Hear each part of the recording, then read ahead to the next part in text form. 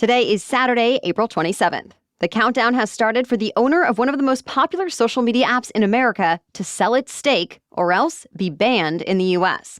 Of course, we're talking about TikTok. As we reported this week, a newly passed law forces TikTok's China-based parent company, ByteDance, to sell the app within 9 months or face a ban. But with more than 170 million users in the U.S., is it even possible to get rid of TikTok? And at an estimated value of tens of billions of dollars, who's even capable of buying the app in the first place? To help explain, I'm joined today by a journalist who has been following this TikTok saga closely. Makena Kelly is a senior writer at Wired, where she covers the intersection of politics, power, and technology. She also writes the Wired Politics Lab newsletter and is a frequent guest on the Wired Politics Lab podcast. We'll get into the reasons why lawmakers have had TikTok in their crosshairs for years, and the likely reason this bill was the successful one. Plus, of course, what might happen next. Welcome to the Newsworthy Special Edition Saturday, when we sit down with a different expert or celebrity every Saturday to talk about something in the news. Don't forget to tune in every Monday through Friday for our regular episodes, where we provide all the day's news in 10 minutes. I'm Erica Mandy. It's now time for today's Special Edition Saturday. Makena Kelly, thank you so much for joining us here on the Newsworthy. Of course, I'm glad to be here. So this has been called a TikTok ban, but really, before we get to it actually being a ban, TikTok's Chinese parent company, ByteDance, could sell its stake within 9 months, and then TikTok could stay, right? So explain what would have to happen before an actual ban goes into effect.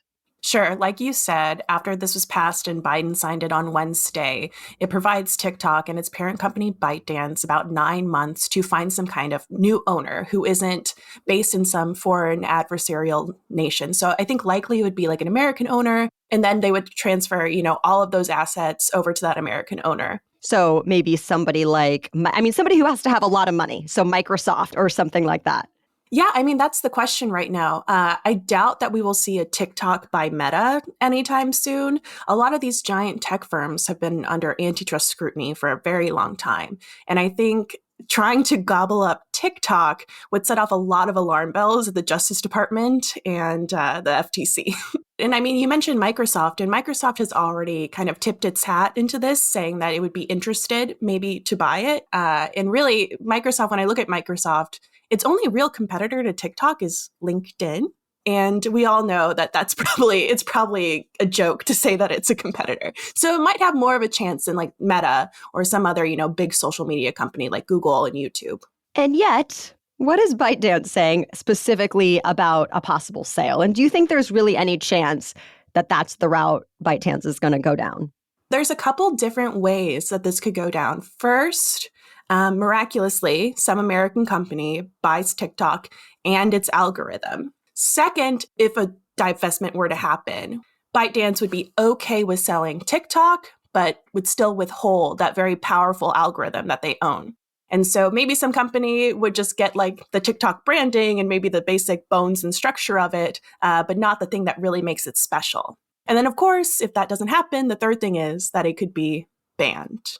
And that's all if within the next couple months, TikTok doesn't win a court challenge, which it's already threatening as of Wednesday. And that is my next question. But I first want to go back briefly about if they were to sell TikTok, but not the algorithm. Are you thinking then they would just create a new version of TikTok, essentially, with their own algorithm and just call it something different? Yeah, if that were to happen and the algorithm isn't part of the transaction, I feel like you could only give TikTok to a Microsoft or some other giant tech company, like you said, that could afford it, but also has the workforce and the expertise to build up a social media company from scratch. Okay, so you mentioned the legal challenge, and I want to talk about the actual arguments for and against this in a little bit. But first, do you think those legal challenges would potentially delay a potential ban anyway? So we're really not looking at 9 months. We're looking at probably much longer. I always want to bring up that TikTok has already faced a ban case in the United States. Last year, Montana passed a ban against TikTok saying that, people within Montana's state boundaries could not use the app.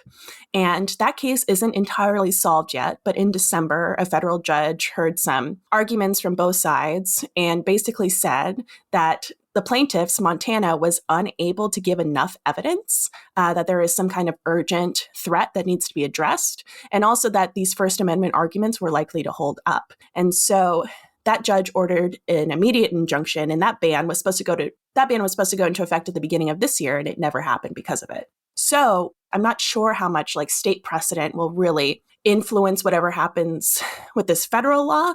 But if a new judge has the same kind of thinking, it's very clear that, these First Amendment arguments might stack up. Okay, so let's assume that ByteDance does not win this and a ban does need to go into effect. I mean, there's 170 million users of this app in the US alone. So what would a ban actually look like for all of those people? What this would look like would be everyone scrambling to find out, some other place to create and post content. And so TikTok, even if it were to be acquired, it's still going to have to be integrated into some other app or some kind of company. But there's no way, even if there was a ban on TikTok, let's say it's not acquired and it just needs to shut down and it needs to be banned, there's no way they can just take it off people's phones, right? This would just be no new downloads? That's the problem. So this was raised with the Montana case as well. It's are we going to geofence the entire state? What does that look like? Are we just going to have conversations with the Apple App Store, the Google Play Store, and refuse new downloads, have it taken off those platforms? Or do we work with the telecom carriers to maybe implement a ban right there in the infrastructure that we use to even use the internet? And I think those are the same conversations we're going to be having over the next, so many months as this plays out. Yeah, so the enforcement of it is not clear at this point, it sounds like, and it was not included in the bill. No, I think if it does look like a ban is going to take place, we're going to see a lot of people scrambling. And I think it might. The FCC voted on net neutrality on Thursday to re-implement it. And the reason why I bring this up is because these kind of rules give the FCC a bit more power to regulate broadband. And similarly, the FCC has rules over foreign broadcasters. And I think that kind of same regulatory regime with additional broadband regulatory power could give the FCC maybe a bit stronger of a hand here to implement, a similar TikTok ban. And let's talk about that a little bit, because it is interesting to compare, ownership of TikTok, which is now a major media platform that influences Americans, to, a CBS or an NBC. And there are U.S. laws prohibiting foreigners to own more than 20% of a broadcast media organization. But there are no laws yet for what is now probably even, just as big of media platforms, which are social media apps. Basically, we get back to Section 230 and regulating speech online. Is TikTok a publisher or is it a platform? And it's still not technically a publisher like these broadcasters would be classified as. And so it does have a bit more protection in these ways than contemporary broadcasters do. And what's also interesting is some of these politicians who are for a potential ban or a sale are also using TikTok. Even President Biden's campaign now is using TikTok, even as President Biden himself supports this sale/ban. Yeah, almost an hour after the Senate passed the bill Tuesday night, the Team Biden campaign was posting on TikTok some little story with him meeting with labor groups as if it didn't happen. And if you open the video, the entire comment section is saying, "Keep TikTok, Joey. You just gave Trump a win." And speaking of Trump, he was the first one to really push for a sale/ban on TikTok. And now he's changed his mind, right? I think a week ago or so, he put out a Truth Social post saying that he supported TikTok. He didn't want to see it removed. Of course, he's gotten a lot of support from Jeffrey Yass, who is a big investor who's invested in TikTok before, and maybe that caused him to change his tune on it. But he's also said that by removing TikTok, you're just emboldening Facebook. And of course, he has a bit of a gripe with Facebook himself. Lawmakers have been threatening to ban TikTok for years. So why do you think this time was different? The New York Times came out with a really great report this week outlining that this bill has actually been in the works with a small group of lawmakers for a year. And they were working closely with intelligence folks and people in the Biden administration to craft something that would please everyone. So I think that's part of it. The second part is probably the way that it was passed. The House, of course, attached the TikTok ban to this massive $95 billion foreign aid bill. And that was really a big priority of the Biden administration to get done. It was a big priority of a lot of Democrats and some Republicans to get that done. And I think that's part of the reason why that it passed, was because they couldn't say no to all of that aid that, is needed so imminently right now. So why is TikTok so concerning to lawmakers and the intelligence community? Well, some critics say there's not enough evidence to be worried. Those arguments and more coming up. But first, a break for our sponsors. You all know now that I've been wearing Skims for a while, and I have been loving everything I got from there. So of course, I went back for more. This time, I found the best fitting tees. From cropped silhouettes to long sleeve layering tees, there's a style for everyone. And each style can be worn in so many different ways. I reach for my cotton jersey t-shirt almost every day now because 1, the fit is perfect. 2, the fabric is really smooth, soft, and comfortable. And 3, it's versatile. It looks great whether I'm dressing it way down with joggers and sneakers, or throwing on a blazer, jewelry, and heels with my favorite jeans for a fancy girls' night out, or even wearing it with dress pants or a skirt for a work conference. The options are endless. Skims T-shirts are truly wardrobe staples for me now. So go shop the SKIMS T-Shirt Shop at skims.com. Now available in sizes extra, extra small to 4X. If you haven't yet, be sure to let them know that I sent you. After you place your order, select podcast in the survey and select my show in the drop-down menu that follows. This episode is also brought to you by Trade Coffee. Trade Coffee believes anyone can make great coffee at home. All you need is access to the best beans, roasted to order and curated for your personal taste, which is exactly what they provide, thanks to their in-house team of coffee experts, 50-plus small batch specialty coffee partners, and more than 450 rotating roasts. Not only are you going to love this, but also it's not too early to start thinking of the perfect gift for mom, dad, graduates, or your best friend getting married this season. Listen, you cannot go wrong with a gift when you're giving them better coffee delivered conveniently to their door. Because I've been loving the coffee I've been drinking from Trade Coffee, but I also love the excited feeling I'm getting every time a new package arrives.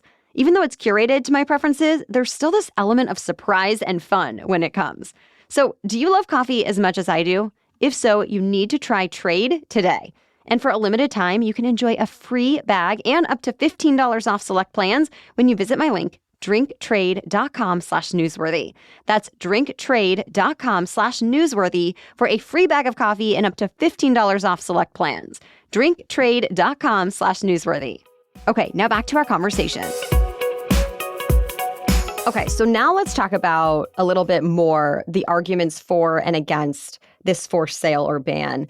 On one hand, national security leaders like the FBI director and the director of the National Security Agency have all described TikTok as a potential security risk. So review for us why lawmakers and the intelligence community are concerned about TikTok. The problem that they've highlighted is the ability for the Chinese government to access American user data. And there's been a couple of instances that have been reported with TikTok workers spying on American journalists. But this big surveillance threat that these lawmakers have been threatening, we haven't received any real evidence of that existing. Do you think there's anything classified? I think there was one hearing where it was one of the lawmakers said, everybody needs to hear this. The problem is that we really, really don't know. And I think it would be incumbent on the administration and Congress to at least put out something to sway the American people, because right now folks are a little bit outraged, especially during, such a contentious election year. Right. But overall, the FBI has said that China spies on America. Hackers have even targeted America's infrastructure to be able to cause harm to the U.S. in the event of a conflict between the two countries. And yet, they have control over this popular app in the U.S. So how much do you think this is about data privacy, and how much is it because of the potential influence this foreign adversary could have on America and Americans? In 2016, Congress, lawmakers, the government were really caught on their back foot with foreign influence. We saw how Russia was involved in spreading disinformation and misinformation in our elections, and we really caught it maybe a bit too late. And so I think the fear is that something like 2016 would happen again, but with China and on TikTok. Okay, so that's kind of the concern, and I know you've mentioned already, but on that flip side, TikTok is essentially saying, this is censorship. This is infringing on people's First Amendment right to free speech. Talk a little bit more about TikTok's response and this other side, this other argument of why this shouldn't be happening. TikTok's biggest argument is that this is violating free speech rights in the United States. But I think the biggest case to be made would be if a group of TikTok creators, for instance, were to sue and say that banning this app would infringe on their free speech rights. I think those creators themselves would have a much bigger and maybe more substantial argument than the company itself, because this is the direct effect that would happen in case of a ban. Did you really think it was going to come to this? TikTok was entering into conversations with the government to create some kind of sale, some kind of way for them to compromise and work together. And it seems like those conversations completely ran their course. Nothing came of it. Well, that's a good point that I forgot to ask about. I mean, Oracle came in to help protect the data. Whatever happened with that? It still has the data. And honestly, I think I saw a report a couple days ago that Oracle was starting to freak out and talk to lawmakers about if this app was banned, it could hurt their business because now they have so many, data centers to basically keep Americans' data safe. And do you think it's working as the U.S. had hoped? Obviously not, because we're here. Because this happened anyway? Yeah, this happened anyway. Yeah. Of course, maybe in the end, Oracle buys the whole thing. Who knows? But, over the next couple days, I think once we see that lawsuit hit, once we start getting more reactions, the administration is more pressed on this ban. Maybe things will start to shake out and paint a clearer picture. Final thought or takeaway for our audience? I think people who use TikTok should know that if this ban were to take place, if TikTok were to sell, or any of these scenarios play out, the app is going to look different. It's going to look very, very different by next year. All right, thank you so much for joining us today. And thanks to our guest. Be sure to read more of senior writer Makena Kelly's work on Wired.com. We'll link to her full reports about the possible TikTok ban and other political and tech stories that could affect you in today's episode notes on our website. Of course, The Newsworthy will continue to cover any significant developments related to this TikTok saga, along with other news you need to know every weekday in just about 10 minutes. So we'll be back on Monday. Until then, have a great weekend.